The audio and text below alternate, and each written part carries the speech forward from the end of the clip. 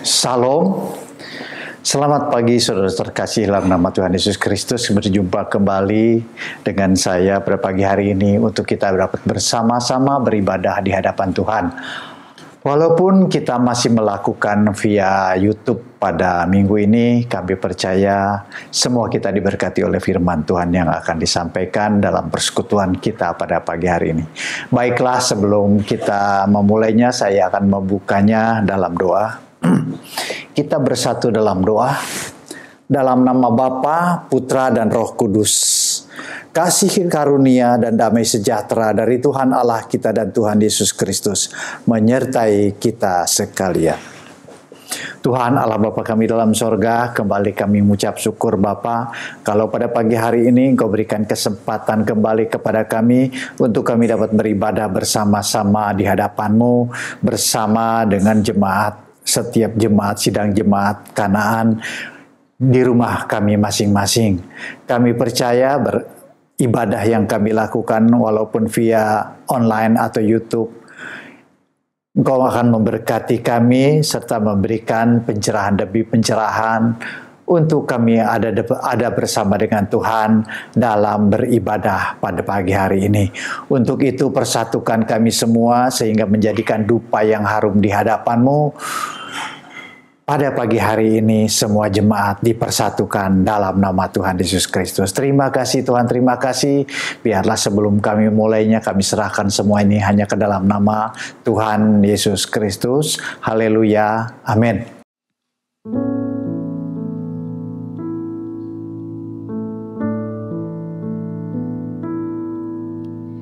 Kasih yang sempurna telah ku terima darimu, bukan karena kebaikanmu, hanya oleh kasih karuniamu Kau pulihkan aku, layakkanku untuk dapat memanggilmu Bapa. Kau beri yang ku pinta saat ku mencari, ku mendapatkan. Ku ketuk pintumu dan Kau bukakan, sebab Kau Bapa-Ku, Bapa yang kekal. Takkan Kau biarkan aku melangkah hanya sendirian. Kau selalu ada bagiku, sebab Kau Bapa-Ku, Bapa yang kekal.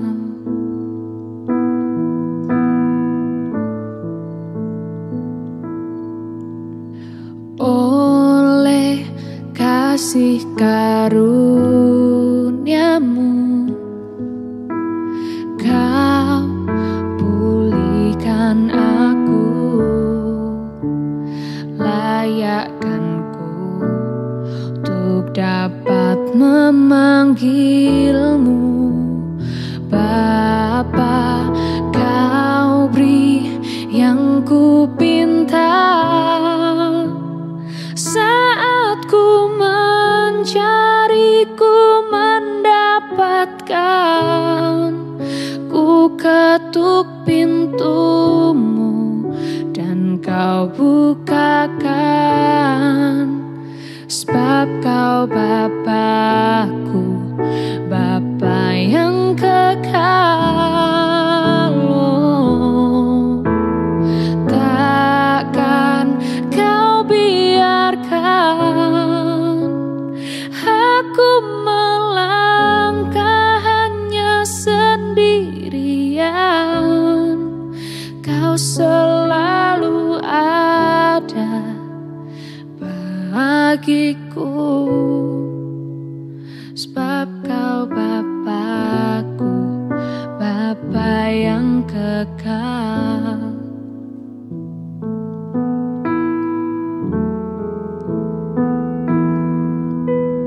Kau beri yang ku pinta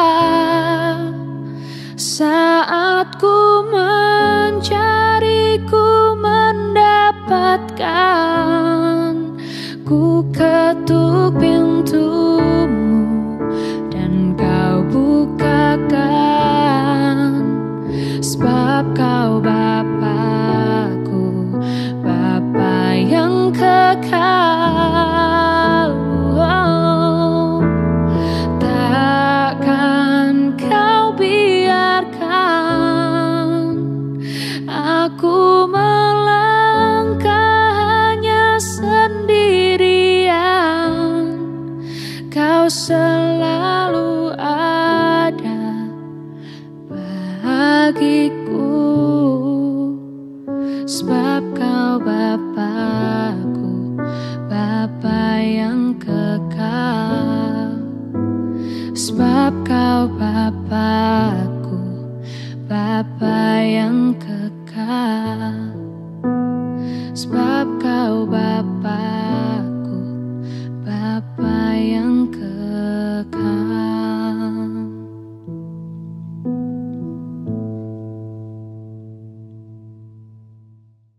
Baik saudara, sebelum kita memasuki firman Tuhan, untuk merenungkan firman Tuhan, kita bersatu dalam doa. Saya akan bukanya dalam doa. Tuhan Allah Bapa kami dalam sorga, kembali kami mengucap syukur Bapa kalau pada pagi hari ini Engkau persatukan kembali untuk kami dapat beribadah, dapat mendengarkan firman Tuhan, dapat bersekutu bersama dengan Tuhan pada pagi hari ini.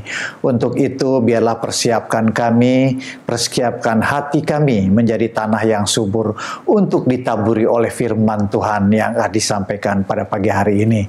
Pakai hamba-Mu yang tidak ada apa-apanya Tuhan menjadi saluran berkat bagi kebesaran nama-Mu saja. Juga memakai bahasa yang sesederhana mungkin sehingga dapat dimengerti oleh semua kami yang mendengarkannya. Terima kasih Tuhan, terima kasih. Biarlah semua ini kami serahkan ke dalam tangan-Mu. Hanya di dalam nama Tuhan Yesus Kristus kami berdoa dan mengucap syukur. Haleluya. Amin. Baiklah saudara, firman Tuhan pagi ini diambil dari Amos yang kelima. Amos yang kelima ayat 4 sampai dengan 6. Amos yang kelima ayat 4 sampai dengan ke-6. Demikian firman Tuhan. Sebab beginilah firman Tuhan kepada kaum Israel, carilah aku maka kamu akan hidup. Janganlah kamu mencari Betel, janganlah pergi ke Gilgal, dan janganlah menyeberang ke Betseba, sebab Gilgal pasti masuk ke dalam pembuangan dan Betel akan lenyap. Carilah Tuhan, maka kamu akan hidup, supaya jangan Ia memasuki keturunan Yusuf bagaikan api yang memakannya habis dengan tidak ada yang memadamkannya. Amin. Tuhan Yesus memberkati. Ya, baiklah saudara, kita merenungkan firman Tuhan dari Amos ini. Bagaimana Nabi Amos menyampaikan firman Tuhan kepada bangsa Israel ya. Dikatakan sebab beginilah firman Tuhan kepada kaum Israel. Kenapa Amos? Siapa Amos yang menyampaikan seperti ini kepada kaum Israel ya? Kalau kita renungkan di sini dikatakan kepada kaum Israel. Amos itu siapa? Amos adalah seorang peternak ya, seorang pemungut buah ara dari sebuah kota kecil di selatan Yehuda, di selatan Yerusalem ya, kerajaan Yehuda. Dia di selatan di kota kecil kurang lebih 15 km atau 16 km arah selatan dari Yerusalem. Jadi memang itu kota yang kecil, tetapi Amos dipakai oleh Tuhan untuk menyampaikan firman Tuhan. Di dipakai oleh Tuhan untuk menegur bangsa Israel. Sedangkan Amos adalah orang dari Yerusalem yang lebih dekat kepada kerajaan Yehuda. Dan di situ ada dua kerajaan, Israel di utara dan selatan di kerajaan Yehuda. Kenapa Amos dipakai oleh Tuhan untuk menegur kaum Israel di utara? Ya, karena kaum Israel meninggalkan perjanjian dengan Tuhan. Firman Tuhan ini disampaikan oleh Tuhan kepada Amos untuk disampaikan kepada bangsa Israel. Nah, kepada kaum Israel dikatakan, carilah aku, gitu ya, kepada kaum Israel. Karena apa? Firman itu ditujukan kepada bangsa, bukan bangsa Yehuda, tetapi bangsa Israel. Bangsa Israel ditegur oleh Tuhan karena apa? Karena mereka meninggalkan perjanjian dengan Tuhan. Sebab beginilah firman Tuhan kepada kaum Israel. Artinya ditujukan kepada kaum Israel. Karena apa? Karena kaum Israel meninggalkan perjanjian dengan Tuhan. Karena kaum Israel berbalik meninggalkan kepercayaannya kepada Tuhan. Karena kaum Israel meninggalkan ketentuan-ketentuan yang Tuhan berikan. Nah, di sini kita boleh merenungkan ya, bagaimana Israel ditegur oleh Amos, oleh Nabi Amos. Karena apa? Karena kaum Israel jauh meninggalkan Tuhan, melupakan Tuhan, meninggalkan perjanjian-perjanjiannya dengan Tuhan. Pada saat itu bangsa Israel berada dalam kecukupan. Pada waktu itu bangsa Israel merasa diberkati oleh Tuhan sehingga ia meninggalkan perjanjiannya dengan Tuhan. Bahkan bukan itu saja, bahkan bait Allah, bait sucinya Tuhan dipakai untuk menyembah kepada berhala. Bahkan disimpan ilah-ilah asing di dalamnya. Karena apa? Karena mereka merasa nyaman di dalam kehidupannya. Mereka merasa tidak ada masalah di dalam kehidupannya. Biasa-biasa saja yang dilakukan. Sehingga mereka melupakan Tuhan. Sehingga mereka melupakan ketentuan-ketentuan yang Tuhan berikan lewat Torahnya, lewat Nabi Musa, lewat perjanjian-perjanjiannya. Sehingga mereka melupakan ketentuan yang Tuhan berikan kepada bangsa Israel. Kenapa bangsa Israel yang ditegur? Karena mereka melupakan, sehingga Amos datang ke kerajaan Israel dan berkata, carilah Tuhan, karena itu firman Tuhan. Kenapa tidak kepada suku Yehuda? Karena rencana kerajaan Asyur akan menghancurkan bangsa Israel. Yang pertama akan dibawa ke dalam pembuangan. Nah, itulah yang dikatakan oleh Amos, seperti dikatakan, carilah aku. Artinya carilah aku ini bukan mencari Tuhan dengan ketidaktahuan ya. Bangsa Israel sudah tahu. Bangsa Israel punya Tuhan. Bangsa Israel mengerti ada Tuhan di dalam kehidupannya. Bahkan ada nabi-nabi, ada imam-imam yang mengingatkan seharusnya seperti itu. Tetapi apa yang dilakukan oleh bangsa Israel sehingga ia melupakan Tuhan? Karena nabi-nabinya hanya menginginkan, menyenangkan hati para pembesarnya. Bahkan penindasan demi penindasan, korupsi terjadi di mana-mana di dalam kerajaan Yehuda. Sehingga Tuhan marah. Tuhan mendengar kasus-kasus penindasan kepada orang-orang miskin. Bahkan keadilan yang tidak dilakukan sebagaimana mestinya oleh bangsa Israel. Sehingga Tuhan tegur. Tuhan menyuruh kepada Nabi Amos, sampaikan firman Tuhan ini dengan keras. Sampaikan firman Tuhan itu sungguh luar biasa kerasnya. Dikatakan, sebab beginilah firman Tuhan. Sebab inilah firman Tuhan yang akan menegur bangsa Israel. Karena apa? Karena mereka meninggalkan perjanjian. Supaya apa? Diingatkan kembali. Supaya kembali kepada perjanjiannya. Supaya kembali kepada Torahnya, kepada peringatan-peringatan yang telah dilakukan, di mana bangsa Israel setelah keluar dari Mesir, Tuhan beserta dengan bangsa Israel ini. Nah, ini gambaran bangsa Israel pada waktu itu ya, setelah memasuki negeri perjanjian, setelah mereka memasuki keadaan nyaman, ketenangan, hidup seakan-akan tidak masalah, padahal ada rencana jahat dari bangsa-bangsa di sekitarnya, dan mereka tidak tidak tahu. Kalau Amos tidak memberitakan ini, kalau Amos tidak menyampaikan nubuat-nubuatnya kepada bangsa Israel ini, dikatakan apa? Karena ilah-ilah asing masuk ke dalam bait Allahnya Tuhan. Karena ilah-ilah asing ada korban-korban bakaran yang dibuat untuk bukan korban kepada Tuhan, tetapi kepada dewa-dewa. Itu dibuat di mana-mana oleh Raja Yerobeam. Sehingga Amos memperingatkan, carilah Tuhan, carilah Tuhan. Artinya cari di sini bukan mencari dalam ketidaktahuan ya, tetapi Tuhan ingatkan kembali kepada Tuhan, kembali kepada perjanjiannya, bahwa Tuhan menegur, Tuhan memperingatkan. Nah, ini adalah berita yang sangat luar biasa ya kalau kita katakan di sini. Karena apa? Tuhan masih mengingatkan kepada bangsa Israel untuk apa? Untuk diingatkan. Nah, kalau kita renungkan, Tuhan juga selalu mengingatkan kita, carilah aku, carilah Tuhan. Di sini bukan cari Tuhan, carilah aku. Artinya kembalilah kepadaku, kembalilah kepada perjanjian yang aku buat. Karena apa? Karena engkau tidak akan dimusnahkan asal ada di jalurnya Tuhan, asal ada di tracknya Tuhan.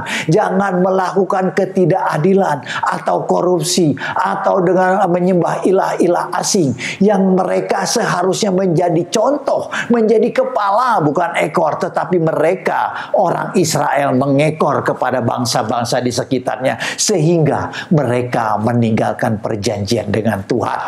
Nah, Tuhan tegur, Tuhan peringatkan. Ini menggambarkan kepada kita sekalian, kita pun kadang-kadang ditegur oleh Tuhan. Carilah aku, carilah Tuhan, kembalilah kepada Tuhan, kembalilah kepada persekutuan dengan Tuhan. Kadang-kadang kita tidak mau bersekutu dengan Tuhan. Kadang-kadang kita menganggap remeh bersekutu dengan Tuhan. Bahkan untuk bersekutu dengan saudara seiman aja kadang-kadang kita melupakannya. Karena apa? Karena kesibukan kita. Karena apa? Karena melupakan Tuhan. Karena apa? Kesibukan yang kadang-kadang berbagai macam alasan kita punya. Sama seperti bangsa Israel ini. Dia punya ilah-ilah asing. Dia punya nabi-nabi yang hanya menyenangkan hatinya. Karena apa? Karena nabi itu menyenangkan hatinya, bukan membuat kita untuk bertobat datang kepada Tuhan, tetapi melupakan kepada Tuhan, melupakan perjanjiannya dengan Tuhan. Nah, dari sini boleh kita renungkan ya, bagaimana Nabi Amos memberikan peringatan, bagaimana Nabi Amos dari kota kecil, dia bukan seorang golongan nabi, dia bukan berkumpul dengan para nabi-nabi, atau kalau istilah sekarang mungkin sekolah para gembala ya, sekolah para hamba-hamba Tuhan. Mereka, Amos itu bukan, tetapi dia adalah peternak domba dan pemetik buah ara yang jauh di selatan dari desa. Tetapi dia mendapat bisikan dari Tuhan, dia mendapat wahyu dari Tuhan, sehingga disampaikan kepada bangsa Israel. Karena apa? Tuhan melihat kesedihan, melihat Tuhan sedih kepada bangsa Israel. Karena apa? Akan dibawa ke dalam pembuangan ke Asur. Jadi Tuhan sampaikan ini bukan semata-mata hanya untuk menakuti, tetapi Tuhan katakan, kembalilah kepadaku, kembalilah kepadaku. Kadang-kadang kita pun seperti itu. Kita disuruh kembali, tetapi kita selalu beralasan. Kita disuruh kembali, selalu kita punya alasan untuk menolak. Demikianlah umat manusia yang selalu berpikir melalui logika, melalui kedagingan kita. Karena apa? Logika kita tidak berbicara seperti itu. Tetapi Tuhan kita bukan Tuhan yang punya yang berlogika, yang dapat dimengerti oleh akal pikiran kita. Karena Tuhan kita tidak terbatas. Karena Tuhan tahu bahwa Ia akan dilenyapkan, Dia akan diambil ke dalam pembuangan ke Asur. Yang pertama dilakukan oleh kerajaan Asur, dibawa Israel ke dalam kerajaan Asur. Walaupun pada saat itu belum terjadi, walaupun pada saat itu Raja Yerobeam masih dengan tenangnya, masih dengan amannya melakukan kegiatan sehari-hari, melakukan aktivitasnya. Karena apa? Karena tidak terjadi, karena tidak ada hal-hal yang mengkhawatirkan. Bahkan mereka meninggalkan Tuhan dan berpaling kepada ilah-ilah lain. Bahkan Nabi-nabi mereka pun ada banyak, ada nabi, ada imam, tetapi nabi dan imam itu hanya menyenangkan hati rajanya, hanya melihat yang baik-baik saja. Sedangkan Amos datang, mereka tidak menyenangi Amos. Karena apa? Amos membawa firman yang menakut-nakuti. Bahkan firman itu dari Tuhan yang telah memberikan wahyu kepada Amos, tetapi mereka tidak percaya. Sehingga apa yang dilakukan oleh bangsa Israel ini, dia melakukan aktivitas sehari-hari seperti tidak terjadi apa-apa, tidak akan terjadi, walaupun kemudian akan dijajah, akan dibawa kepada pembuangan oleh kerajaan Asyur. Lalu yang kedua, saudara ya, kita masuki ayat yang kelima. Janganlah kamu mencari Betel, janganlah pergi ke Gilgal, dan janganlah menyeberang ke Betseba, sebab Gilgal pasti masuk ke dalam pembuangan, dan Betel akan lenyap. Nah, di sini dengan jelas, saudara ya, Amos menjelaskan kepada orang Israel itu, bangsa kaum Israel, diingatkan, saudara, ya, mari carilah kepada Tuhan, kembali kepadaku. Karena apa? Karena Gilgal, jangan pergi ke Betel, jangan pergi ke Gilgal, dan jangan menyeberang ke Berseba, karena mereka semua akan dilenyapkan. Nah, di sini teguran itu bertambah keras ya, kalau kita lihat. Jadi mencari Tuhan, carilah Tuhan gitu ya. Yang pertama, jangan pergi ke Gilgal. Jadi Yosua ini, kota Gilgal ini ada di selatan, di sebelah selatan Yeriko, agak sebelum masuk Yeriko. Jadi pada saat bangsa Israel memasuki Kanaan, mau memasuki Kanaan, pasukan Yosua berhenti di kota Gilgal ya. Kota Gilgal itu kota kecil di pinggiran kota Yeriko ya. Jadi rencananya Yosua berkumpul di Gilgal untuk menguasai semua kerajaan-kerajaan di Kanaan atau tanah Palestina. Disitulah Yosua berkumpul, disitulah Yosua mengumpulkan pasukannya, bahkan dia berdoa, bahkan dia menguduskan dirinya untuk berperang itu harus kudus. Kenapa, saudara? Karena Tuhan akan berperang melawan musuh-musuhnya yang ada di tanah Palestina atau di Kanaan itu. Untuk apa? Untuk merebut tanah itu. Dia punya basis ya, punya tempat berkumpul itu bangsa Israel sampai di Gilgal. Kenapa dikatakan di Gilgal? Karena Gilgal disebut menjadi sebuah sejarah, kota sejarah bagi orang Israel sebelum memasuki tanah perjanjian. Karena tanah perjanjian harus direbut, harus dibunuh penduduk dan kerajaan-kerajaannya, di antaranya Yeriko, Kanaan, Palestina, banyak, saudara, negara-negara di situ, Moab, Amon, banyak sekali, suku Yebus, Feris, dan terlalu banyak kita sebutkannya. Tetapi Yosua datang dengan berkumpul di Gilgal untuk mempersatukan, untuk berdoa sebelum melakukannya. Dikatakan jangan ke Gilgal. Artinya apa? Memang bangsa Israel punya kota Gilgal, punya kota yang bersejarah, kota yang menurut bangsa Israel masuk di dalam kerajaan, di dalam sejarah bangsa Israel. Tetapi Tuhan katakan Gilgal akan dilenyapkan. Karena apa? Karena mereka meninggalkan Tuhan, karena mereka meninggalkan perjanjian dengan Tuhan, karena mereka meninggalkan ketentuan dengan Tuhan, sehingga dikatakan Gilgal akan masuk dalam pembuangan dan Gilgal pun akan lenyap ya. Yang kedua, janganlah mencari Betel. Artinya Betel adalah rumah Allah. Dalam Kejadian 28 ya, ayat 12 dan 19 saya bacakan. Maka bermimpilah ia di bumi, ada didirikan sebuah tangga yang ujungnya sampai ke langit, dan tampaklah malaikat-malaikat Allah turun naik di tangga itu. Jadi pada waktu Yakub sampai di suatu daerah di kota Luz, dia terlalu malam, lalu dia tidur istirahat gitu ya, dia mengambil batu untuk meletakkan kepalanya. Pada malam itu dia bermimpi, dan di situ terlihat ada tangga, malaikat Tuhan turun dan naik ke arah, sepertinya ke arah sorga gitu ya.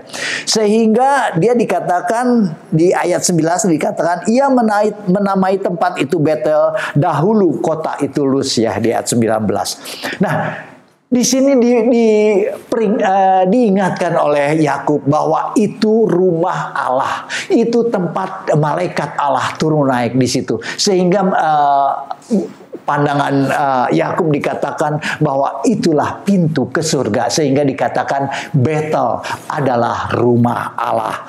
Tetapi dikatakan karena Betel juga akan dilenyapkan ya, kembali ke Amos tadi. Janganlah mencari ke Betel karena tidak ada Tuhan di sana. Jadi memang bagi Yakub itu adalah sejarah Yakub, di mana dia berdoa kepada Tuhan, kalau aku diberkati, aku akan mengkuduskan tempat ini karena ini adalah tempat rumah Allah gitu ya. Di sini dia melihat Tuhan Yesus datang dan naik. Nah, di sini diperingati oleh Yakub bahwa itu adalah rumah Allah. Tetapi kembali diingatkan, rumah Allah pun akan dihapuskan, akan dilenyapkan oleh Tuhan. Jadi jangan mencari, artinya pintu ke sorga, ke rumah Allah itu, karena di situ tidak ada Tuhan. Lalu dikatakan yang selanjutnya, jangan mencari Betseba ya. Janganlah ke Betseba. Betseba adalah daerah selatan Yehuda. Artinya jadi agak selatan dari Yehuda, dia hampir berbatasan dengan Mesir ya.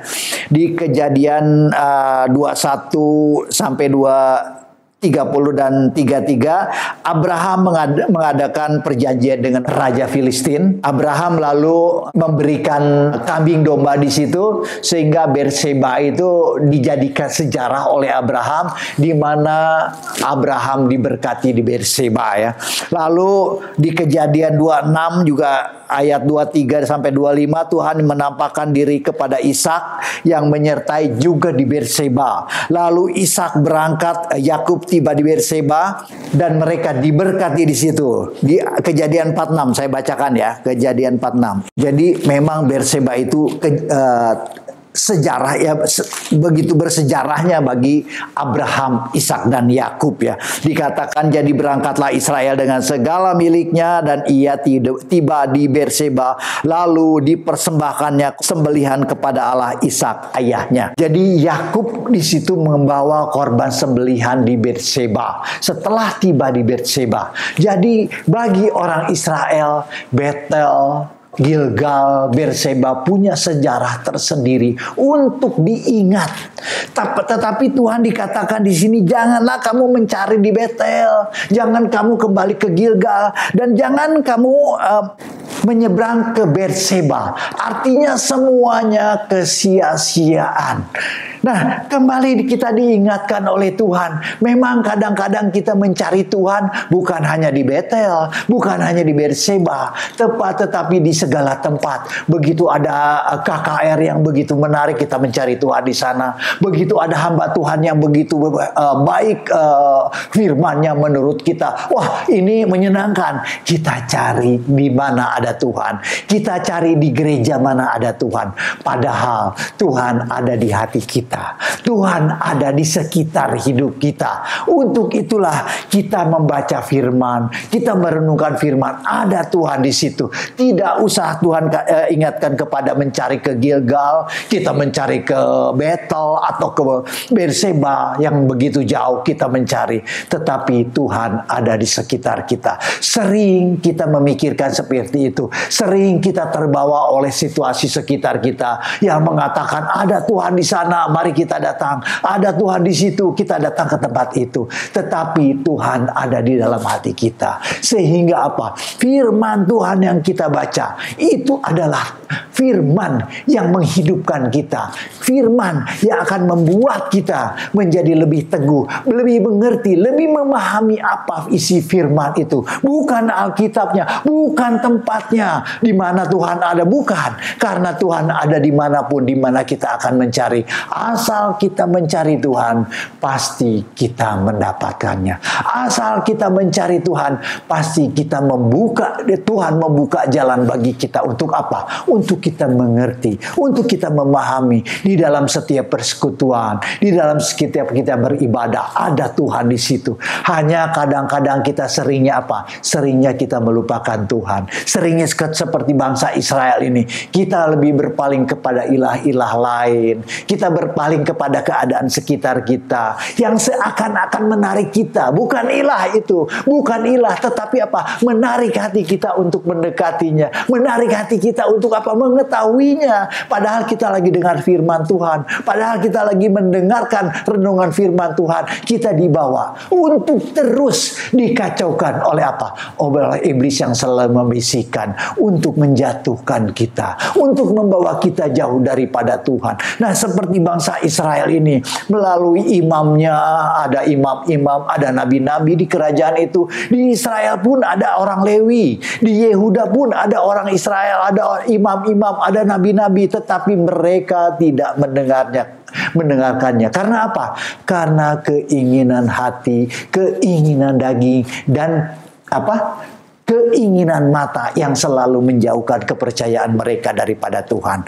Nah, dari sini kita diingatkan, dari sini kita ditegur oleh Tuhan, carilah aku, kembalilah ke aku, kembalilah kepada Tuhan. Tuhan ingatkan, supaya apa? Supaya kita jangan melupakan, supaya kita apa? Terus dipimpin di dalam kehidupan kita oleh Tuhan. Bukan karena kekuatan kita, bukan karena kehebatan kita. Karena apa? Karena Tuhan ada di dalam hidup kita. Nah, untuk itulah melalui perenungan ini yang terakhir ya, kita boleh diingatkan oleh Tuhan, kita boleh ditegur oleh firman ini. Yang terakhir dikatakan, carilah Tuhan, maka kamu akan hidup. Nah, di sini Tuhan ingatkan, cari Tuhan, cari Tuhan. Bukan datang lagi kepada aku. Kalau datang lagi kepada aku, kita artinya mulai lagi mengerti firman Tuhan, mulai lagi kita dari awal. Tetapi Tuhan katakan, carilah Tuhan, kembalilah kepada Tuhan, datanglah kepada Tuhan, maka kamu akan hidup. Nah, artinya hidup di sini apa sih? Hidup itu kita bersama dengan Tuhan, kita bersekutu dengan Tuhan, kita punya hubungan yang baik dengan Tuhan. Itu Tuhan katakan hidup. Karena apa? Orang yang mati, orang yang terpisah daripada Tuhan. Di dalam kejadian pertama, yang ketiga, di mana Adam dan Hawa jatuh ke dalam dosa, ia dikatakan ia akan, kalau dia makan buah ini, ia akan mati. Di situ bukan mati artinya mati tubuhnya, tetapi rohaninya, artinya keterpisahan daripada Tuhan. Nah, dikatakan carilah Tuhan supaya kita jangan terpisah dari Tuhan. Carilah Tuhan supaya kita tidak jauh daripada Tuhan, sehingga kita mengerti apa kehendak Tuhan, apa Tuhan yang berkenan di dalam kehidupan kita, supaya kita tidak mati.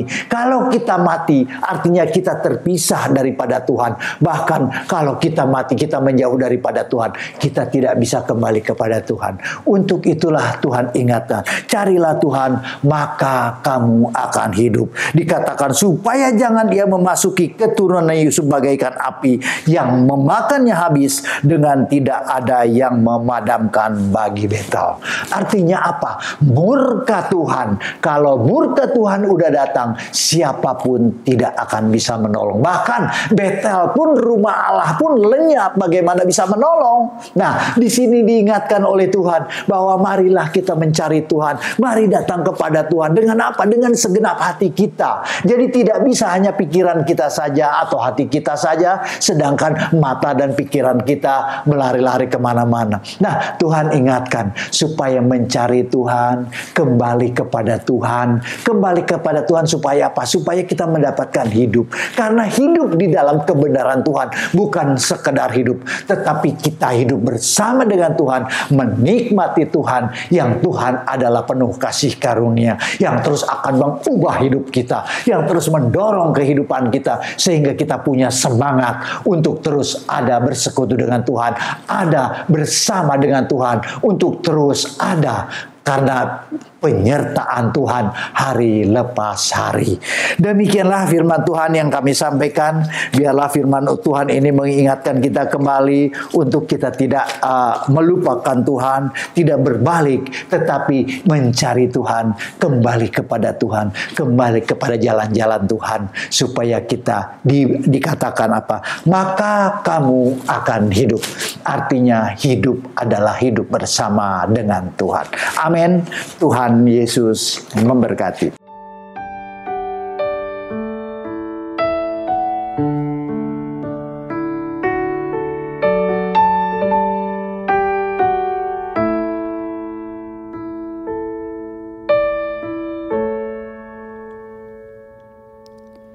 Bapa, besar sungguh kasih setiamu,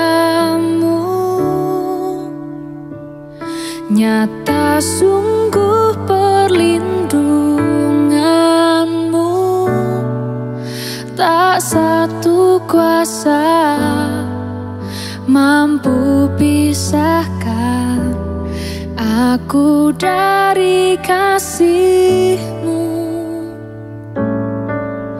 Bapa, ajarku selalu hormati-Mu,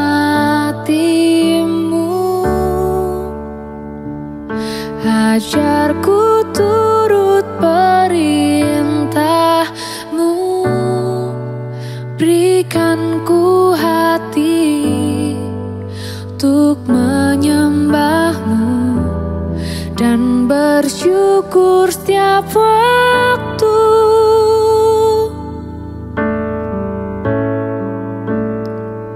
Seperti Bapa sayang anaknya,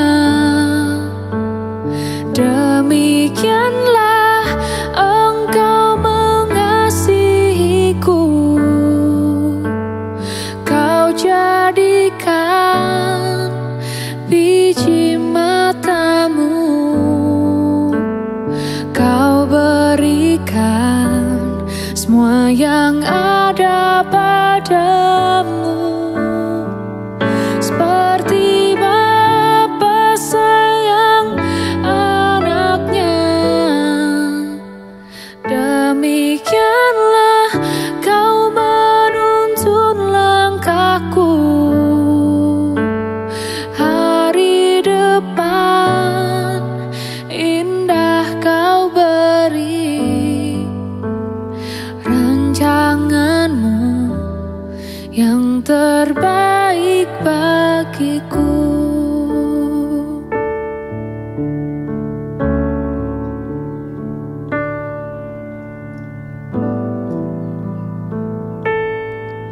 Bapa, ajarku selalu hormati-Mu,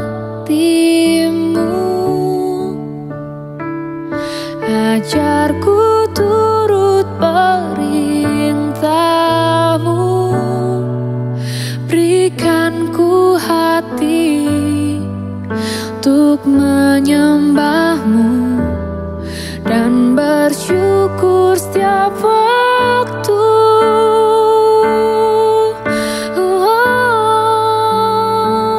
Seperti Bapa sayang anaknya, demikianlah Engkau mengasihiku. Kau jadikan biji mata-Mu, Kau berikan semua yang ada padamu. Seperti Bapa sayang anaknya, demikianlah Kau menuntun langkahku.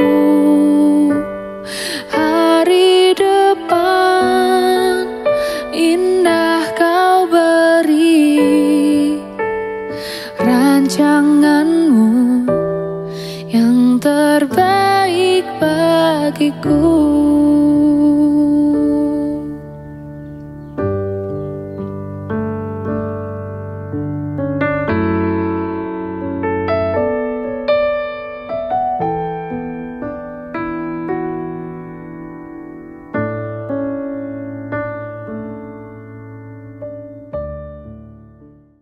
Ya, baiklah saudara-saudara, sebelum kami tutup, biarlah setiap kita yang mendengarkan firman Tuhan ini, kita persiapkan persembahan kita untuk kita kumpulkan, dan pada saat nanti kita dapat beribadah secara tatap muka, kita setorkan, atau bisa juga langsung setor ke rekening bendahara di WA grup Kanaan Family ya.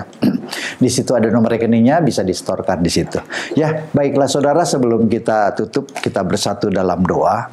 Tuhan Allah Bapa kami dalam sorga, kembali kami mengucap syukur Bapa kalau pada siang hari ini Engkau menyampaikan firman kepada kami untuk kami pahami dan kami mengerti.